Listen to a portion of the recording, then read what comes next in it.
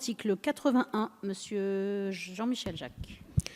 Oui, merci Madame la Présidente, Mesdames les ministres, mes chers collègues. L'objectif de mon amendement est de compléter la transposition de la directive européenne 2009/81 qui permet de déroger aux règles de la commande publique lorsque celles-ci vont à l'encontre des intérêts essentiels de la sécurité de l'État. Il est impératif de transposer l'esprit de cette directive dans sa globalité en tenant compte de son considérant 27. Celui-ci précise les domaines dans lesquels une dérogation au Code des marchés publics est possible. Ces domaines sont notamment le renseignement, le contre-terrorisme, la protection des frontières et la criminalité organisée. Ainsi, cet amendement permettra deux choses. La première, il permettra, entre autres, à nos services de renseignement et nos forces spéciales d'acquérir le matériel nécessaire à l'accomplissement de leur mission de manière confidentielle. Deuxièmement, il va permettre d'apporter la sécurité juridique manquante aux acheteurs du ministère des Armées. En effet, aujourd'hui, la transposition a inclus une formule trop vague qui crée un flou juridique et par conséquent une interprétation restrictive du texte. Le but de ces mesures est de clarifier le droit afin de faire face à un ennemi très réactif qui connaît et qui exploite nos manques d'agilité et de discrétion dans nos procédures. Mes chers collègues, je vous invite très fortement à soutenir cet amendement essentiel pour nos intérêts de défense et de sécurité. Je vous remercie. Je vous remercie. L'amendement 324, Madame Pouilletto. Oui, Madame la Présidente. En fait, donc, le groupe Modem est sur la même ligne que notre collègue Jean-Michel Jacques. Donc, nous allons nous rallier à lui avec un rappel cependant que ce sujet répond à une forte attente du terrain. Nous le rencontrons, nous avons pu en avoir effectivement en tirer ce constat et que le COS avait également souligné les faiblesses du dispositif lors de son audition justement devant la commission de la Défense. Voilà. Donc, amendement raccroché, on va dire. Oui, merci, merci. Merci, Madame la députée. Monsieur le rapporteur. Oui, Madame la Présidente.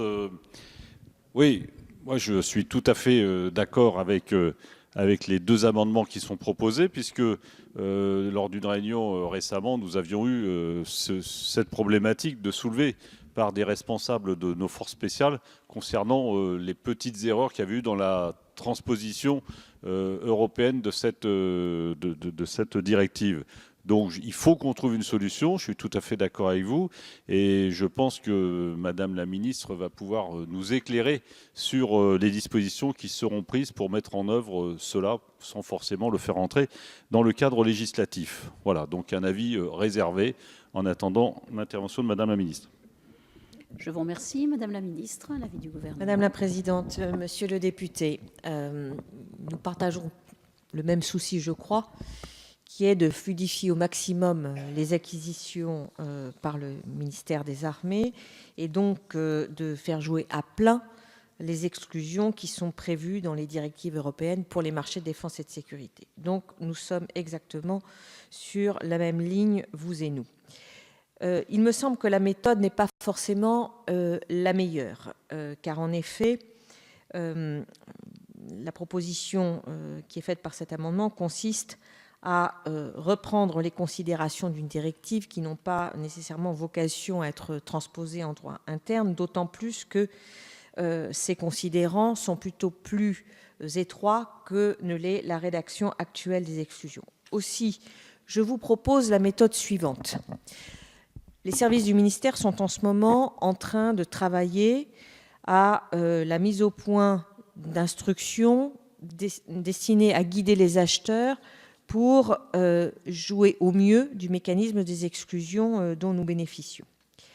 Je vous propose donc tout simplement de revenir vers vous afin de m'assurer avec vous que nous aurons mis au point le meilleur dispositif possible en vue de permettre une acquisition aussi fluide, souple et rapide que possible de ces matériels dont on sait bien que, pour certains d'entre eux, ils font cruellement défaut dans des délais raisonnables à nos forces.